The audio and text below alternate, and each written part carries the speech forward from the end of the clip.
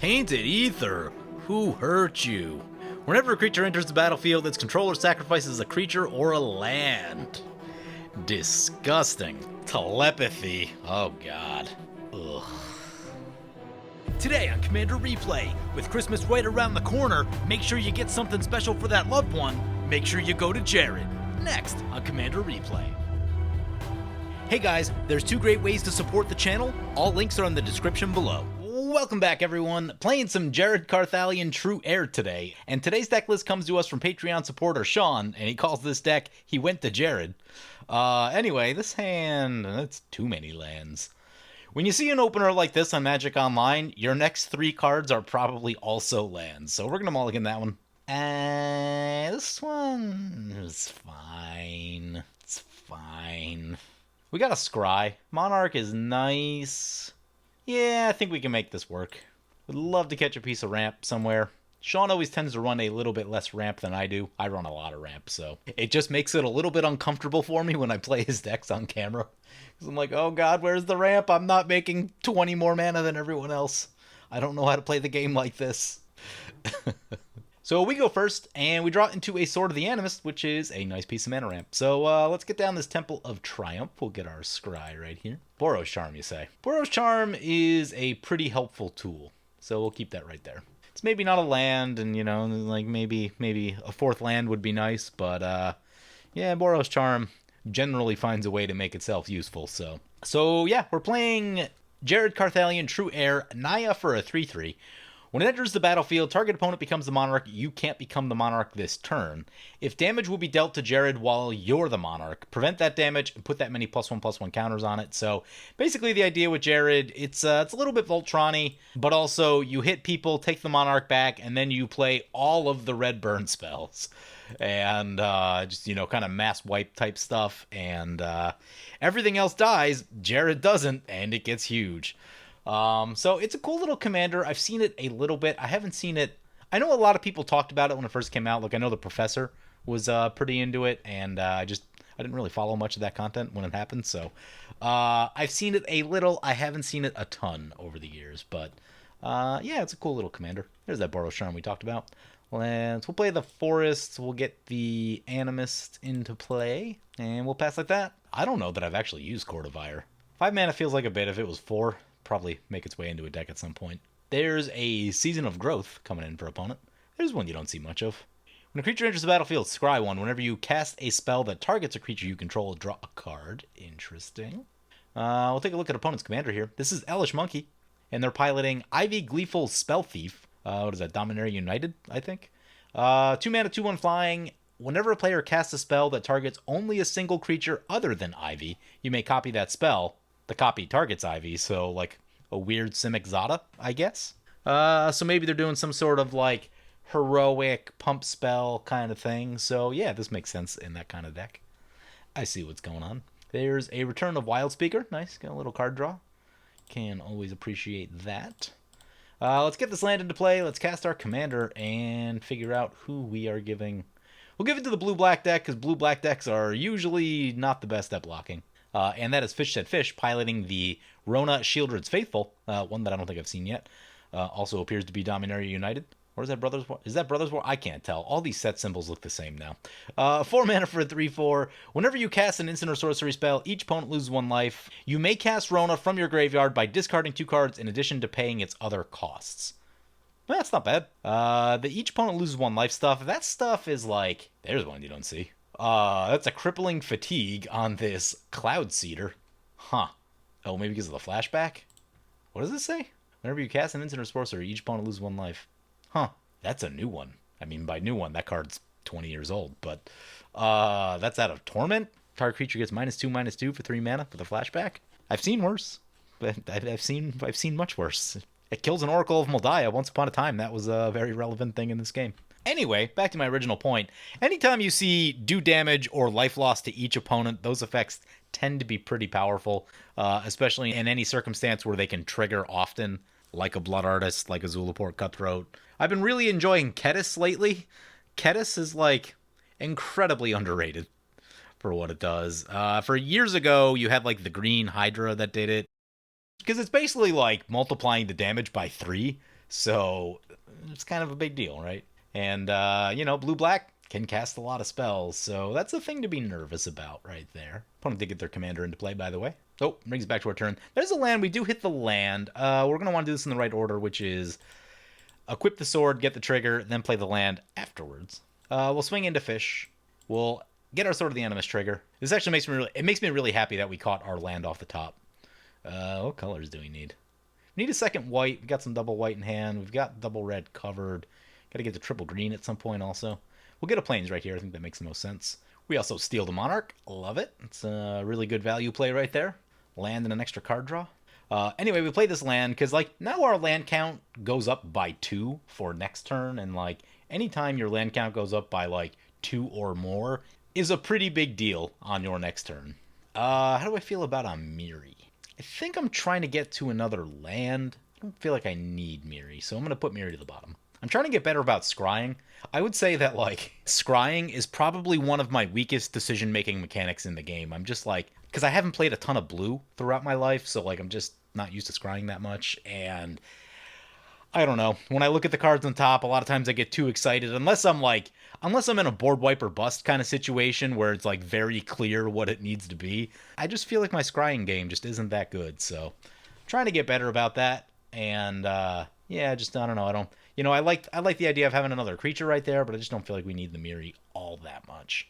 We do catch a Cultivate, though, off of our Monarch trigger, and that is a huge pickup, because I just talked about increasing land counts. This is going to increase our land count a lot. Makes me happy. Fish gets themselves a Solemn Simulacrum for the land. Always nice. Also a little bit of blocking. Vesuvian Diplomacy. Not on my radar. Whenever you cast a spell that targets only a single artifact or creature you control, create a single token that's a copy of that target artifact or creature, except it's not legendary. What did I just read? Wow, so when you target something with a spell, a creature or an artifact, you make a copy of it and it's not legendary? That seems pretty good. It's got a little bit of an Orvar feel to it, in my opinion. And Orvar really busted. Man, I wish there weren't a million sets in the last 2 years, because Kaldheim is a really cool set that I would love to be able to appreciate more as a set. I don't know if you can still draft it on Magic Online. I should probably just draft that set a little, because, I don't know, the flavor of that set is cool. Probably one of my favorite sets of the last, like, 3-ish years or so. And there's still a lot of things in that set that I just haven't messed with to the degree that I would personally like. No one has stolen our Monarch. That seems like a mistake. There's another land off the top. Our mana situation is looking good. Yeah, let's just play this mountain. Why not? Fish already took a poke. Swing this Jared into Elish Monkey. Get a land. So, funny story.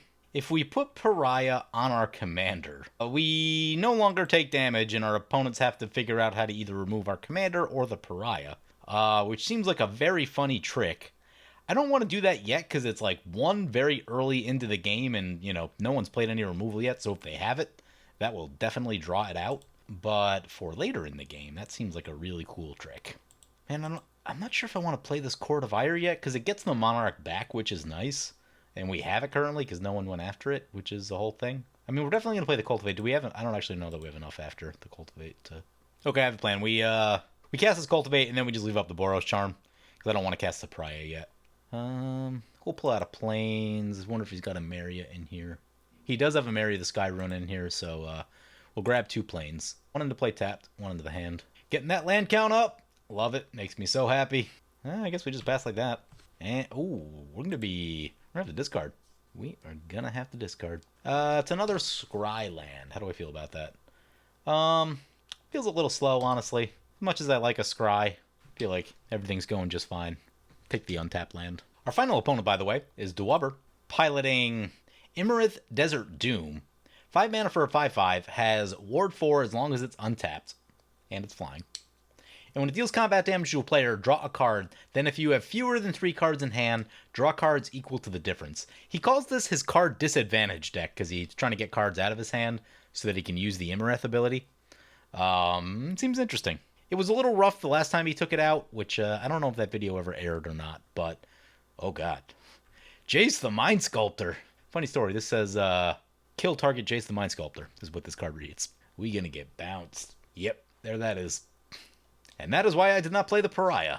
Luckily, I mean, our opponent's got a flyer. Hopefully they have the good sense to do something about that Jace the Mind Sculptor, because no one likes a Jace the Mind Sculptor. Diabolic Intent, sacrificing the Solemn Simulacrum seems like a solid value play right there.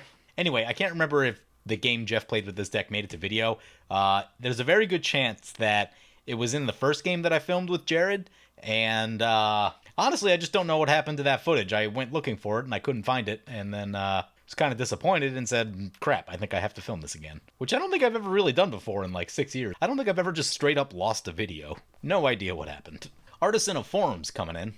Heroic. Yep. Oh, yeah. Yeah, things are getting... Opponent is getting set up over there. As soon as they, like, hit the spell they need, things are probably going to get real nutty. Ugh, attacking our way. I get that we have the Monarch, but someone please do something about the Jace. I would prefer to not have to shoot it with Boros Charm, but some part of me feels like that may be what's happening. Opponent hits us, they take the Monarch. Reliquary Tower. There's an Imyrith. Yeah. And he's not really worried about Jace, because he's got Ward 4 as long as it's untapped. Seems nice. Gonna poke the Jace for 1. Love it. Love it. God, it's only a -1 to bounce the creature? God, this card. What? That 1 is relevant, though, because then if they bounce us again, which very well might happen, at least it dies.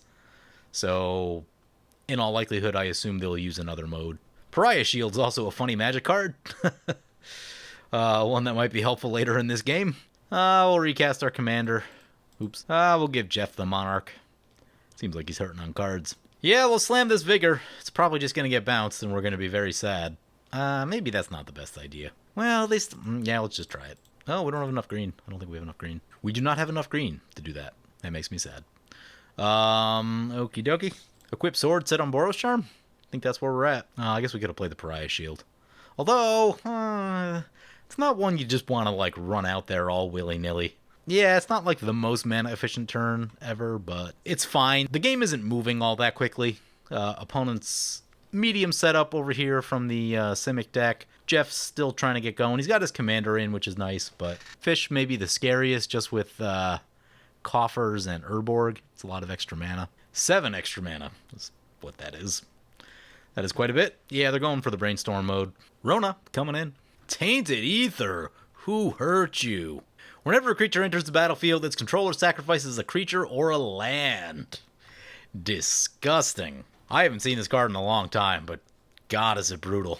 Most of the people I play with have just sort of collectively agreed that, like, Tainted Aether is not an experience that we are looking to have. I have played against this in the past, though. It is nasty. If anyone has any artifact or enchantment removal, that should draw it out. And by anyone, I mean mostly the Simic deck. The blue deck, probably not so much on the enchantment removal. Could bounce it, I guess, but... Crippling Fatigue, flashing it back. That's 2 kills for Crippling Fatigue. Like I said, it's not half bad. It's maybe a little overcosted, but when you just need a 2/2 dead, it's gotcha. And it does it twice. Fish cast Portent, by the way, which is the weird Ice Age quote-unquote fixed version of Brainstorm. Ooh, that's a sorcery? Rough. Look at the top 3 of target player's library. Put them back in any order. You may have that player shuffle. Draw a card at the next upkeep. Oh, they just cast the Gala Greeters. Well, that's gonna be painful. That's probably incentive to kill Fish right there. They sacrificed their Artisan of Forms. Sure they wanted that. They do get a Scry, though. Yeah, start digging for the enchantment removal. Curious to see how many pieces of enchantment removal we have. Tell me it's 0. By my count, we have 0 pieces of enchantment removal, which seems like it's going to be a problem. I would definitely work on that. Opponent recast their commander, Gala Greeters, Season of Growth, and Tainted Aether all trigger. Yeah, Jeff's going to swing into Fish. Tainted Aether will do that. Mr. Simpson, the tar fumes are making me dizzy. Yeah, they'll do that. Are we going to see the Sliversmith activation in response to the trigger? Yep. Wait, there's the trigger. Oh, he didn't activate. He did go up to 4 cards, though. Oh, you draw a card. Then if there's fewer than 3. Oh, I see. Okay. Yeah, that wouldn't have helped them right there. He's going to activate the Gyreach Sanitarium, though. What are we even looking for? Bala Ged Recovery is reasonable. It's weird because... maybe the Vigor, just because we're really probably not casting a creature right now. Yeah, I guess Vigor. Because it'll shuffle in, we can get it back if we draw enough cards. Yeah, just not looking to give up lands. Though Vigor is probably a creature worth giving up a land for. I'm still just not in a mindset where I want to give up lands. So, yeah. Because Vigor probably also eats removal because it kind of has to. So, There's a forest off the top. We will play the forest. Let's swing into the Planeswalker. Swing into the Jace. Get a Sword of the Animus trigger. Get a forest this time because we were struggling with the triple green. Oh, they're going to block. Yeah, it's annoying. Yeah, and with the Cabal Coffers out there, they're not, like, losing that much. We'll get the Court of Ire in. No one played any removal last turn, so... If we cast Pariah, we just, like, definitely get bounced. Maybe go for the Pariah Shield instead, just because we have the mana. Try to get rid of all of our non-creatures here. We become the Monarch. Cast the Pariah Shield.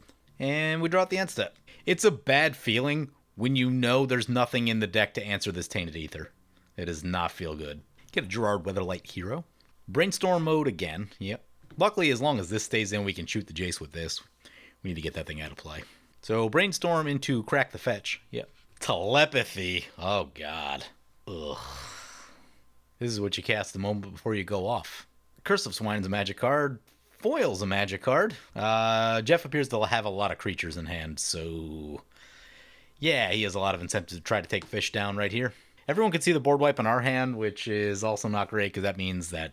I mean, not that people are really casting a lot of creatures anyway, because Tainted Aether, but, you know, this can really slow the game down with the Telepathy.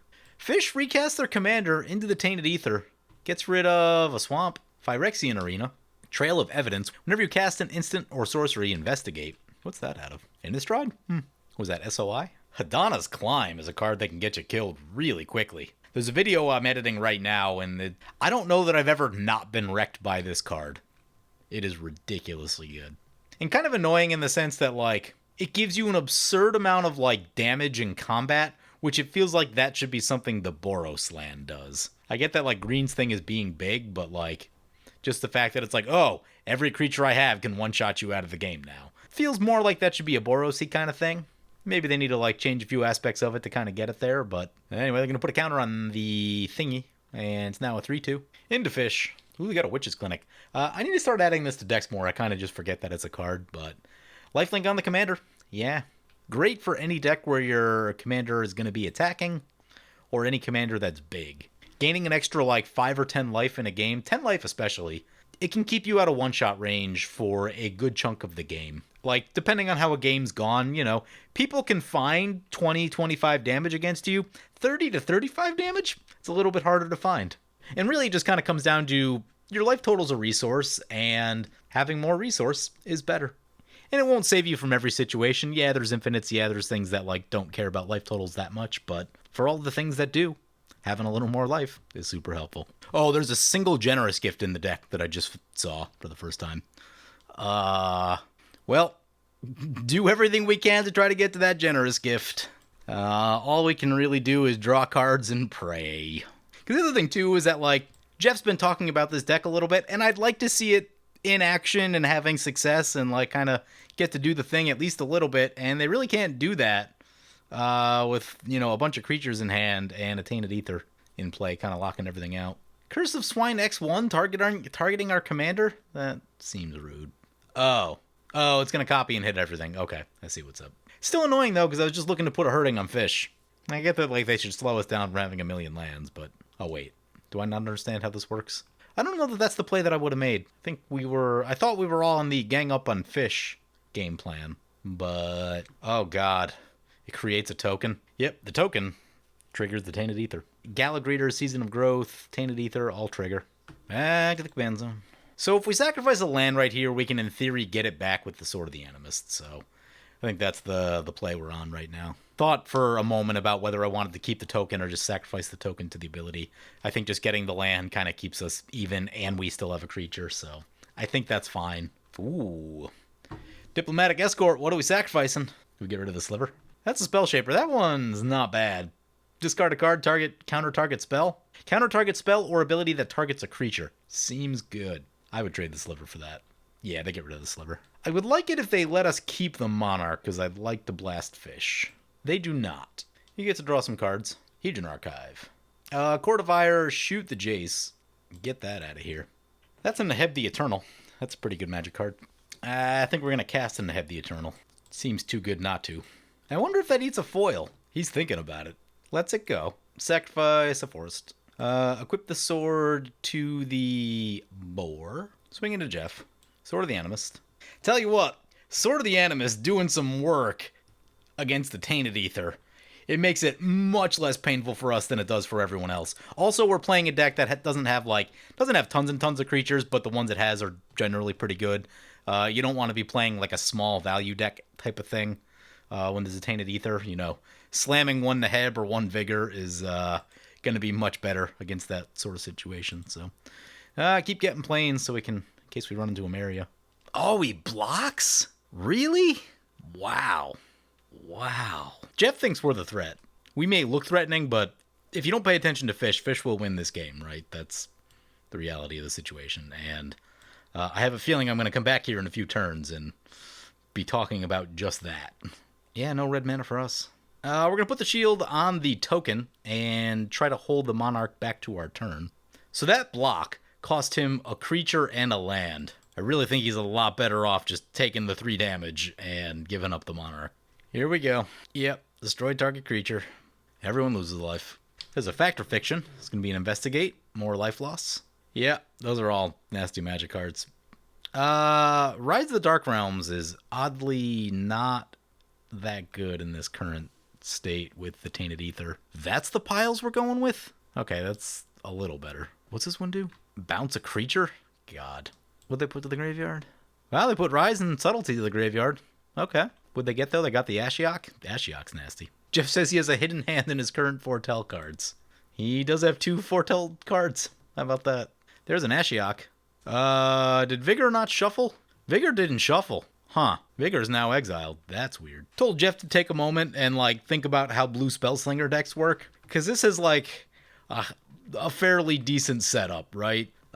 Fish probably isn't that far away. We don't know what Fish has in hand. But, the way blue Spellslinger decks have always worked is just slow the game down enough, make people think you're not doing much, and then just go off. And by the time everyone realizes, it's too late. Now, there is a foil in the mix, but, if Fish draws enough cards, they can get around it. I actually have 1 copy of Tempest of Light that I've been starting to put in just random decks. And for a situation like this, destroying all enchantments seems like a good idea. There's Hadana's Climb. Gonna put it on the Galagreators. Yeah, we can get some damage done with that. That will flip the Hadana's Climb. They don't have any mana left over, though. Alran's Epiphany. Oh, God. Create 2 1/1 bird tokens, then take an extra turn. Well, the bird tokens are going to be costly if he doesn't sacrifice them. I'd probably just sacrifice them in this moment. Keeps 1, sacrifices a Reliquary Tower. He's not really in the position to be sacrificing lands. I guess he really wants to keep a blocker. I don't know. Some of his trades don't really feel worth it. I'm giving up both tokens right there. Especially in his position with his land count. This thing going into Fish. I can appreciate that. Who is the Monarch? Are we the Monarch? Oh, Jeff is the Monarch. That's good. Means we probably don't get attacked.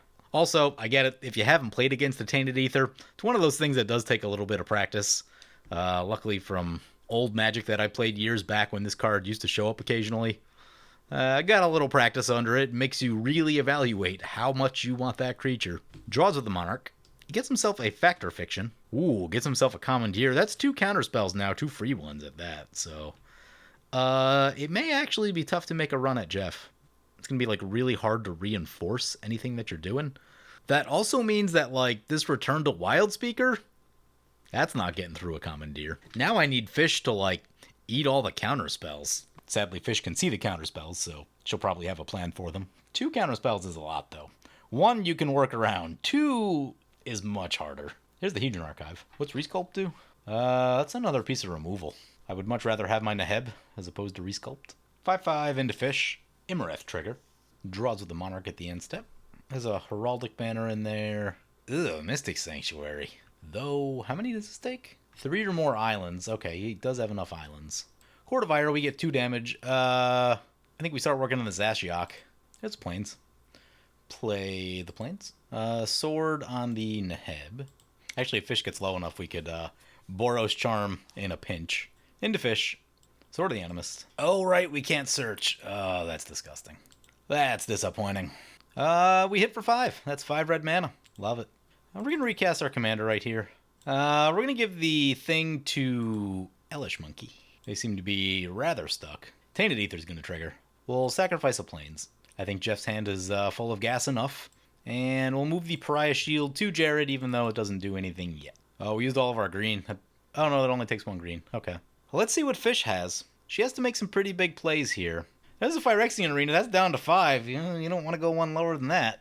God, playing around Resculpt, 2 counterspells, and a Mystic Sanctuary, though, that's going to be kind of awful. There's a chance, if no one else kills Fish, I might leave Fish alive because we need Fish to eat Jeff's counterspells. There's an Ashiok trigger. Yep.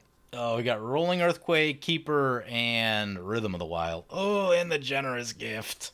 Yeah, 1 piece of enchantment removal is not enough because now it's gone. Call to Mind. Yep. What are we getting back? There's a tutor in there. They investigate. Getting the Diabolic Intent. Yep. If there's a combo, we might be seeing it. Sacrifices their commander again. Ooh. Gonna commandeer the tutor. And the cost is already paid. I like that play. Also, you do have to exile 2 for that. So that empties his hand a little bit. Oh, Fish has a counterspell of her own. Do we see the foil? Is foil coming out to play? How bad do you want that tutor? I mean, if it's worth the first counter, it's probably worth the... Oh, we can hardcast the foil. Okay. Yeah, this is perfect. This is why we needed Fish alive. We're now burning both counterspells, and, you know, when the time seems right, we're probably going to try to fire off this Return to Wildspeaker.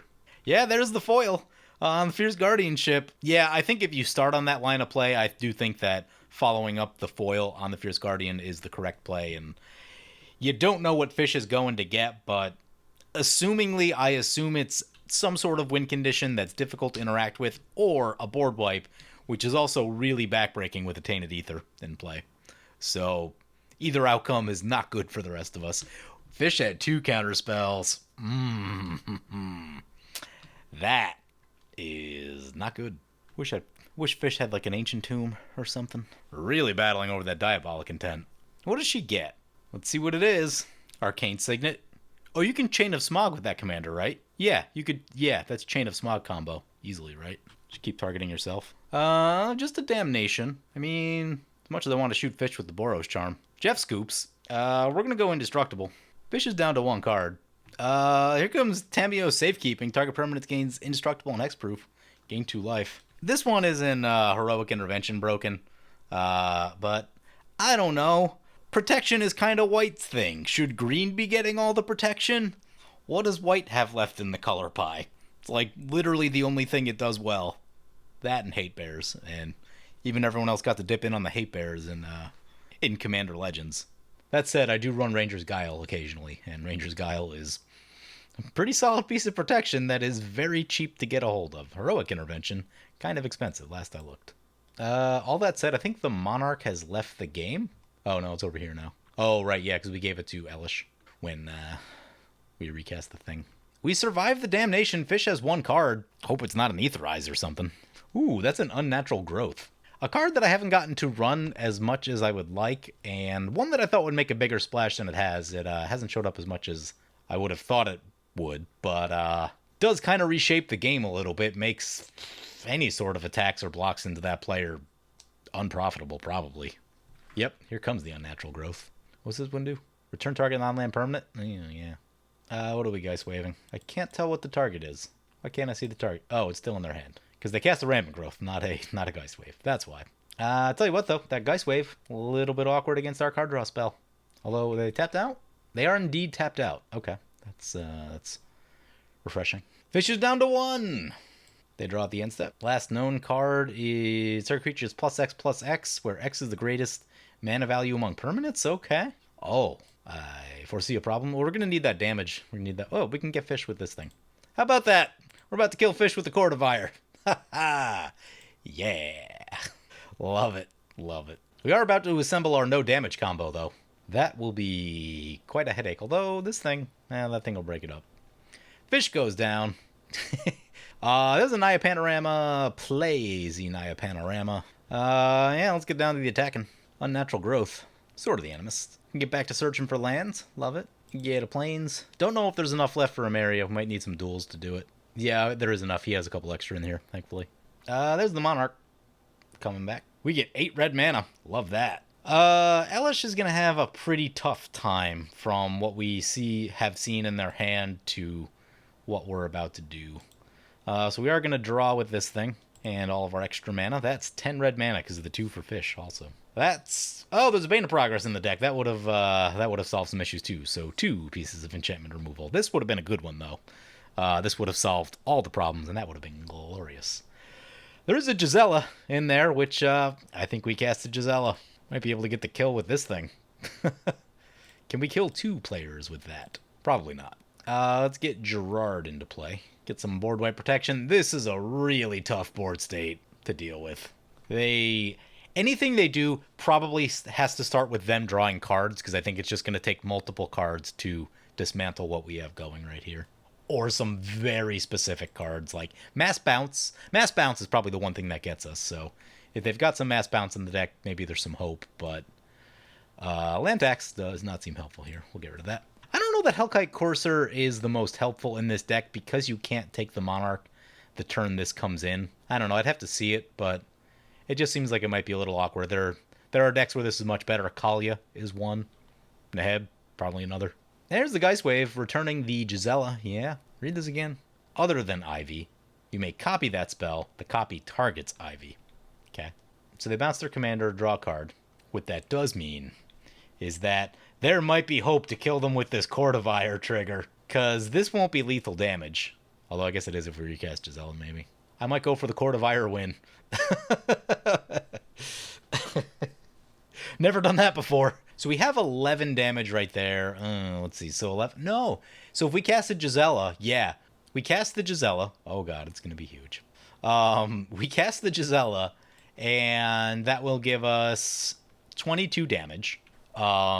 And then opponent will be in range of the Court of Ire. Yeah. Boon of the Beside You gets Giant. I wonder if they see the Pariah Shield bit yet. Or maybe they're just trying to get a bunch of blockers out there. Tough to say. They're definitely in a tough spot. That's a 7-6. If we didn't have Pariah Shield, I'd be pretty worried. There is definitely a chance where... Oh, they're 1 mana short. But, yeah, so if they had 1 more mana, and we did not have the Pariah Shield combo... This would double, and then you double it again with this, and that's one-shot Commander Lethal, is what that is. Opponent says they counted wrong. It's like, it's okay, Pariah Shield. Oh! Unravel the Aether. Oh, no! I mean, that's not... I don't think that's the correct target. I think it's got to be this thing. I mean, I guess we have the backup, which they know about, but... Yeah, I don't think that's the right target right there. Yeah, here comes a shot for 14. I mean, yes, we're trying to kill them with the Court of Ire, but, like, this is what keeps us alive, right? This is what keeps them from just killing us, so... I think you got to go for that.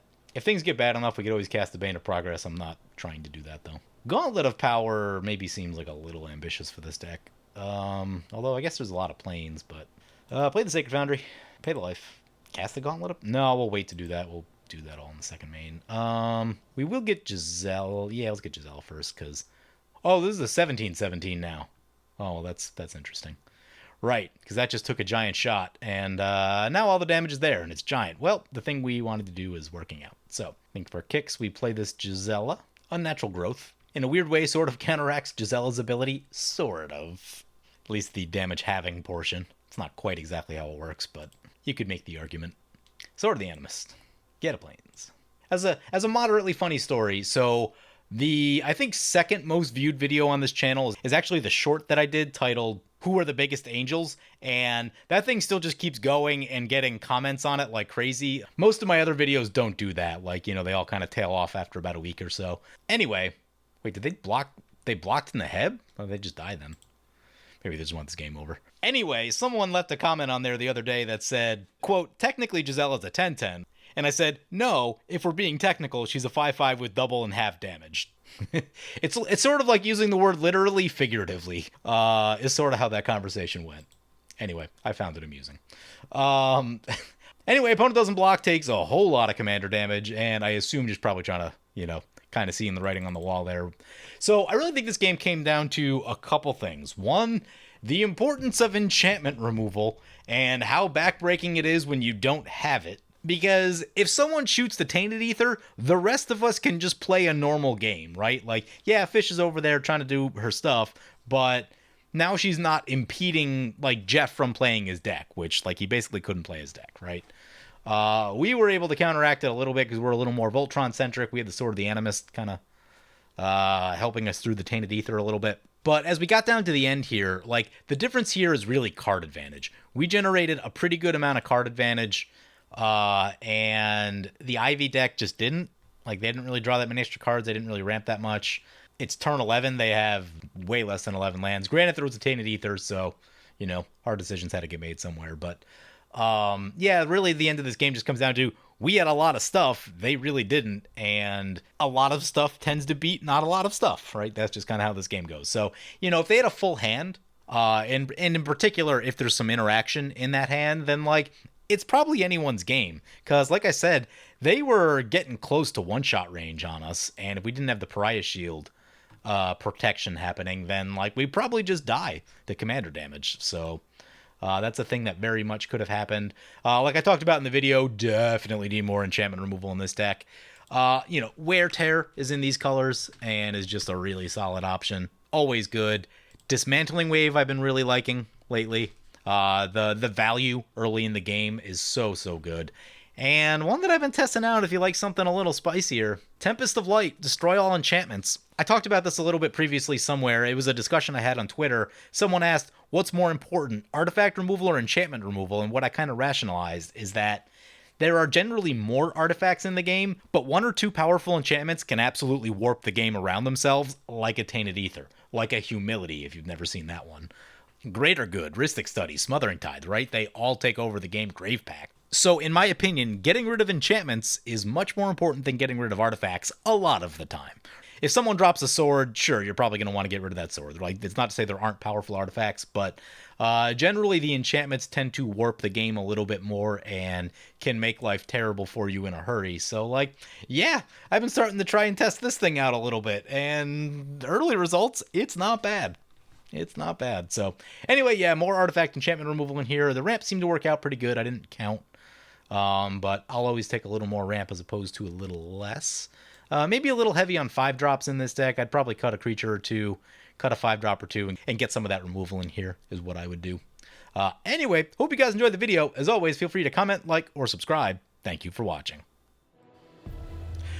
I want to thank my awesome Patreon supporters. We have one new Patreon supporter in Brady W. Brady, you are awesome. If you want to help support the channel and vote on which decks I play next, or if you want to get some good games of Spell Table, be sure to check out my Patreon at the link below.